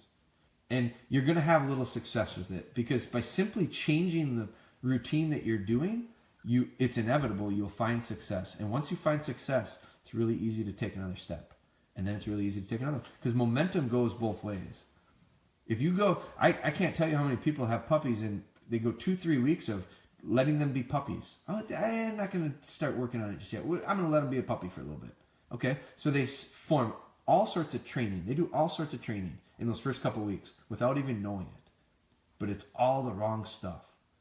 And as soon as they think, oh boy, this is getting a little out of control, I better start working on training, they go, oh my God, I've dug myself such a hole, I can't get out of it. That's when the pound gets filled up. That's when you get these 15, 16-week-old puppies at the Humane Society. I can't live with it. Dog's crazy. Must just be a bad dog. No. You've influenced the dog the wrong way. You have to reverse it. Can you reverse it? Absolutely. Is it more work then? Yes. Can it be done? Yes. But right now, you got a blank slate. You're lucky. You've made progress. Because are you still in the basement? Uh-huh. I haven't heard a peep. Is he gonna be loud? No, he stopped. He's quiet. This is the first time, though. Honest to God, though, this is the first time he's actually been quiet. We'll take it, and then we're gonna build off of it. So remember it. How does it feel? Does it feel pretty good? Yes, it's amazing. Like when you say that, when I hear you, I can see you smiling. Like I can feel it, and I can see you going. I feel like a lot of weight was lifted off my shoulders in the last 5 minutes that we sat here, and I realized that puppy is right there with her and it's not making noise. I'm feeling weight off of me. So I hope you are. Remember how it feels. Enjoy it. Yeah. Enjoy it. And then go, because tomorrow, you're probably going to go through hell again. Okay? So remember how good this feels so that you realize I'm going to stick through. I'm getting it because I know what the good stuff feels like. And it's all these little wins. All we got to do is find little wins. When we get a little win, build off of it. When we get a little win, build off of it. When things hit the fan, you go, you know what? What happened here? Because usually something happened. Something changed. You've had a puppy that has had a kennel or crate change a couple times in the last week, right? I mean, you've used a couple different crates, a couple different pens. That's major. That's like uprooting to a dog. So you want to let her out, Mom? So that's probably not helped the situation. So when we find success, be consistent and realize that. And then when things maybe go the wrong way, take a step back. And then I want everybody to start thinking about this. When things don't go very well, don't look at the dog and go, damn it, you took steps backwards. No, what did I change? Because it's more than likely you've changed something and the dog is responding to that. And it's not in a good way. So how do you change it back or get back what you had? So that's going to be the game. It's going to be the thing that we do the entire way here.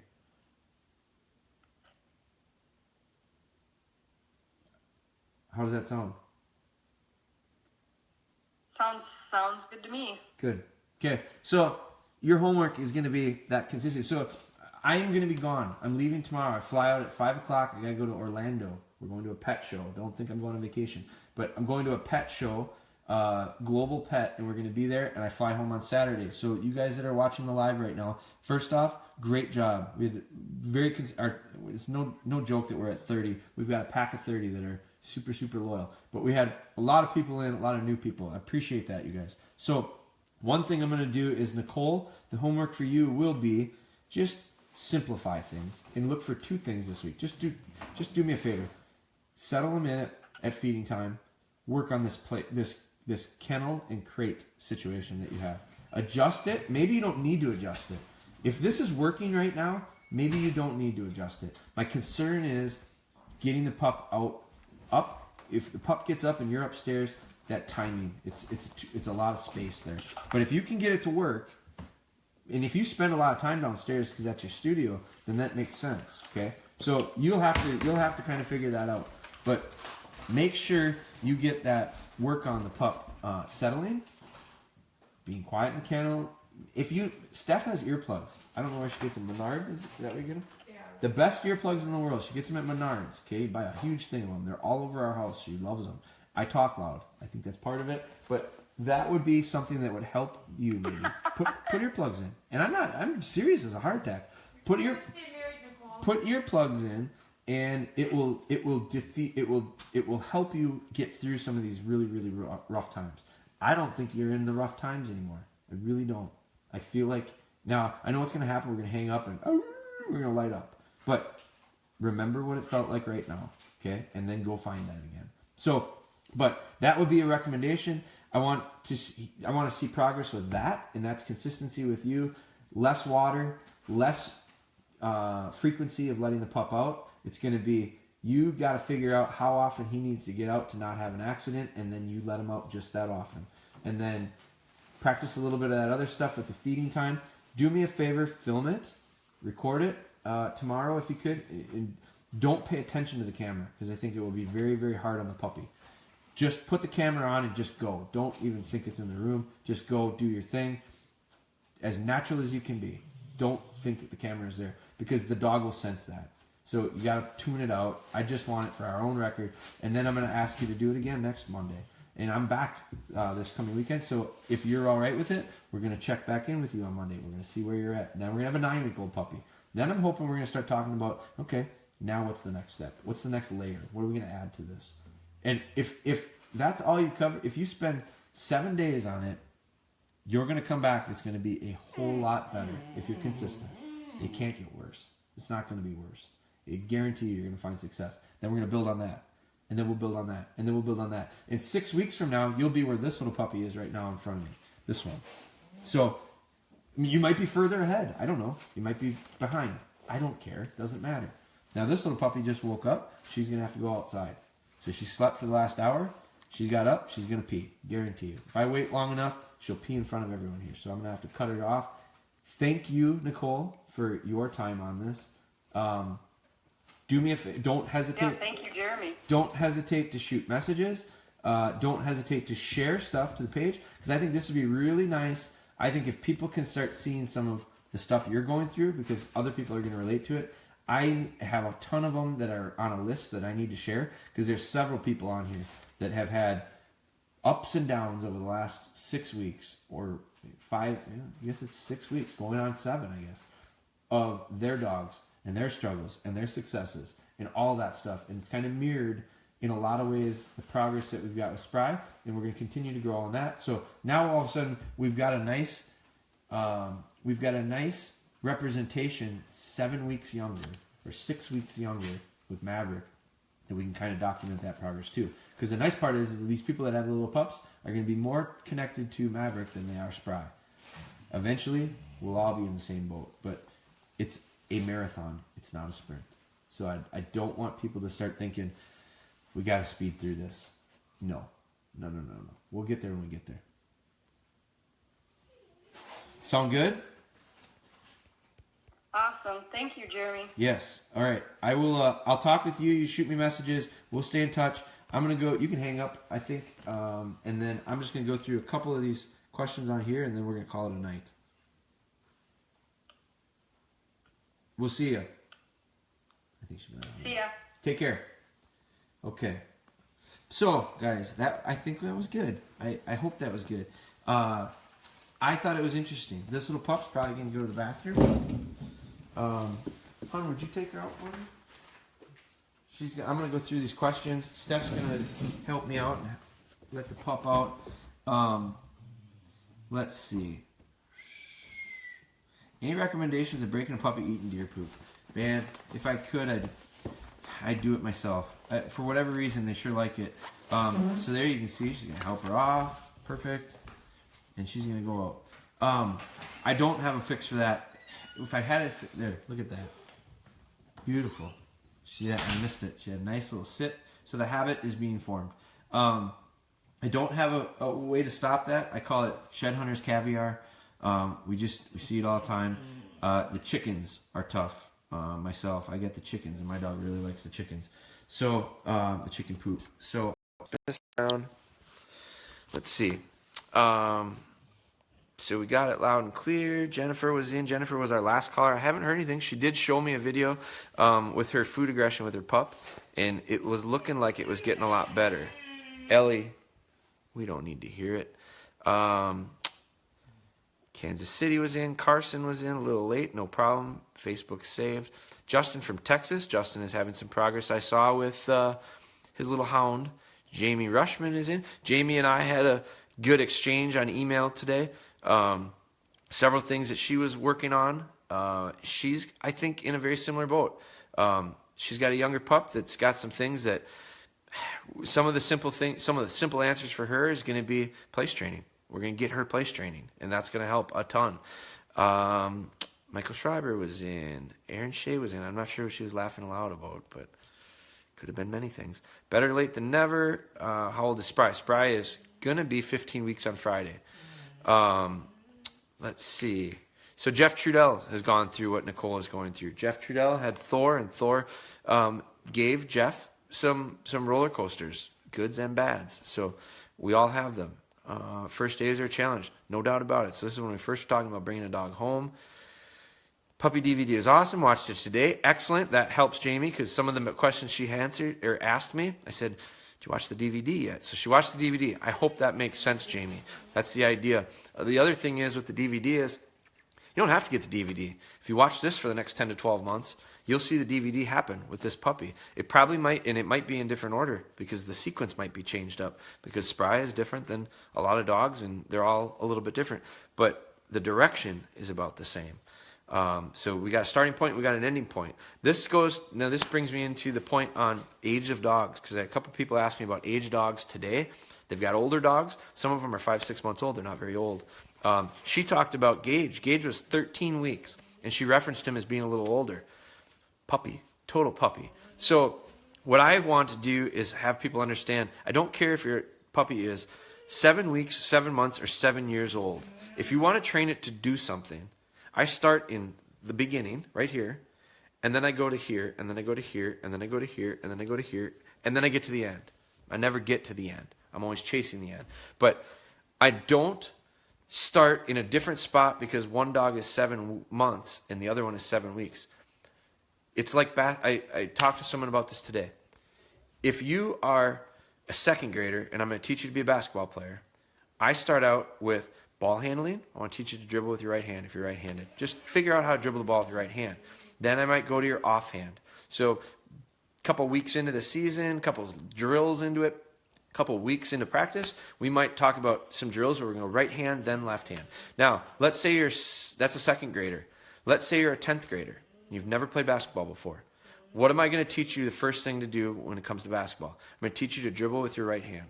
And I'm going to have you start figuring out how to handle the ball with your right hand. In a few drills into it, a few weeks later, a few practices into it, I might give you some drills that make you start dribbling with your left hand and offhand. And then I might start work the exact same things I'm going to train a 7-year-old. I'll train a 17-year-old in the same. Think about it. It all starts in the same spot. That's the foundation. It all gets to a certain point that we're trying to get to. It takes the same steps to get there. The speed might go a little quicker with some rather than others. So if you've got an older dog, you start in the exact same spot if you want to train it for shed hunting. Same spot that I would the 7 and 8 and 9-week-old puppies. And I take the same drills and I take the same steps to get them there. But they might go quicker if you got an older dog because you might have a foundation already that you can build off of. It just makes it quicker. Okay, we got our 7-week-old we got our 7-week, 5-day-old puppy tomorrow. Litter of 7. Great advice about separation and going easy the first 24 to 48 hours. Yes, you guys are going to be in the exact same boat. You guys and I have sent some messages back and forth. How'd she do? She's into the duck poop, apparently. Well done, Spry. If she has a baby monitor, this is Brian with the baby monitor. That's the advice that I saw. I think it's a great idea. We've run into a problem with this with our pup. We soak her food in the water both in the morning and evening. But if we only give her water like this, then she acts like she's so thirsty and will chug everything possible. For sure. And then they turn into that barrel of beer. And then you have to let them out every 30 minutes. Because they got so much in them, they binge drink. I see it all the time. Puppies will binge drink, then I gotta let them out. Gotta let them out. Gotta let them out. Control what goes in, you'll control what goes out. You wanna know how to test your dog to see if they're dehydrated? Lift their skin up and see how quickly it goes back down. See how quickly it goes back down? She's completely hydrated. Now, if you lift this up and you let it down and it stays a little rigid, they call it tenting it.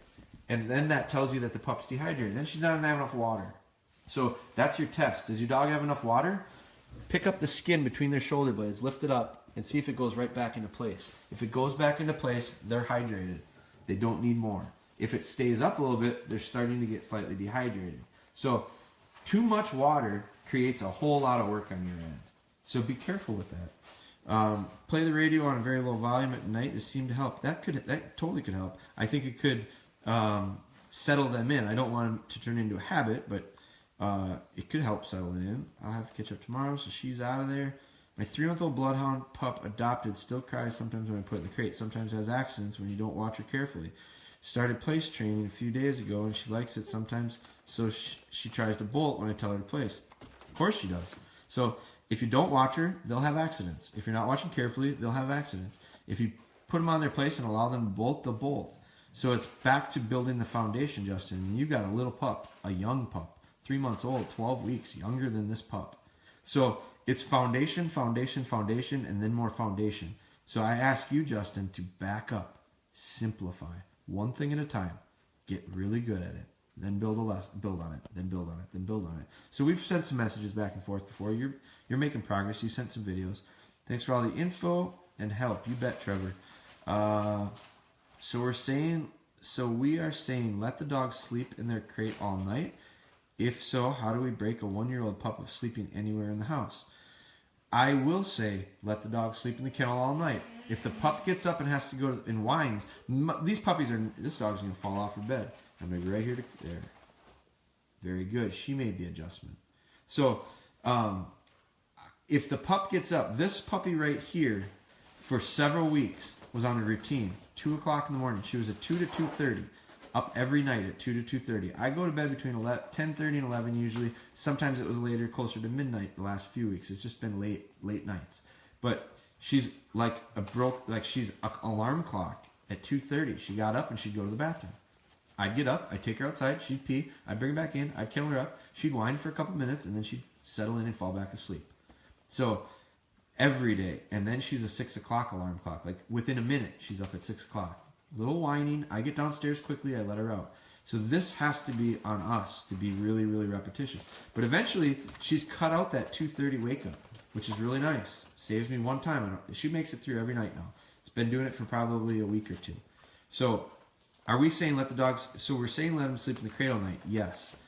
If you do, how do we break a 1-year-old of sleeping anywhere in the house? Put him in the kennel. So you're going to start kenneling them up. That's how we're going to do it. We're changing the culture, and it's going to be drastic. You're going to start going to the kennel. My question is are you kennel? Is the dog understand the kennel? Has it had a chance to sleep in the kennel? If it hasn't ever slept in the kennel, expect it to fight it and fuss. And so now what I would say is, Jessica, do the exact same thing that I'm telling Nicole to do. Get a little pen, put the dog in the pen, let the dog sleep in the kennel, and understand that it's not such a bad place. Because you've got maybe 1 year of habits that you're going to have to change. I'd rather have them be willing rather than forcing. I don't want to turn it into punishment. Any idea when fire hose bumpers will be available for purchase? Very soon, Wayne. I believe they shipped on Friday. So they're supposed to be in today or this week. I will be out this week, so probably next week when I get back. And my hope is that our website is revised as far as our e-commerce, and we've got our new items. We've got several new items, guys, we're going to be adding.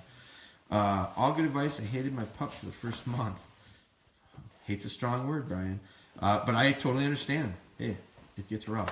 When I put Lucy on a tie out, no yard.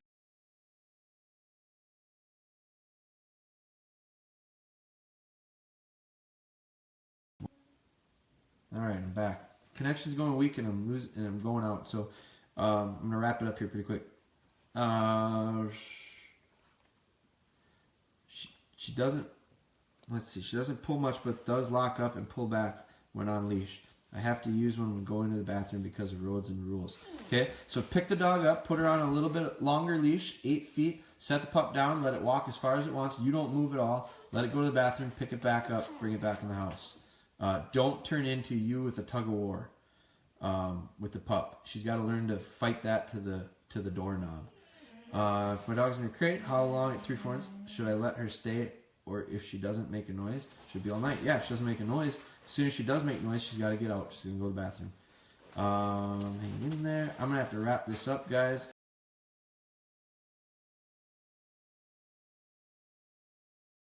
So we're back. The connection is weak and I'm losing you guys. So I am going to go through some of these questions that I didn't get to. And then what we will do is I'll try to respond back to them. But I got to get packing. I got a long trip tomorrow. So you guys have a great, I thank you guys for sticking through this. Have a great rest of your week. Keep working on your stuff. Keep sharing them. Keep sending them to me. I will keep reviewing them and trying to help out as best I can. And this little puppy right here is going to have a week off of me, but it's not going to be a week off of training. Steph will be just as consistent as I am. The routine will probably change, but we're going to try to retain as much as possible because she's gotten pretty good, and we're going to try to keep moving in the right direction. You guys have a great night. Thanks for hanging in there with me. We'll do this again now next Monday. I can't wait to see where we're at with old Maverick. I think we will have success. I think that dog will find success without question because I think we witnessed it. I think we heard it on the other end of the phone tonight. Maybe they're out of the woods. Maybe not. There's going to be bumpy roads, but they'll get through it. You guys have a great night. We'll talk with you later.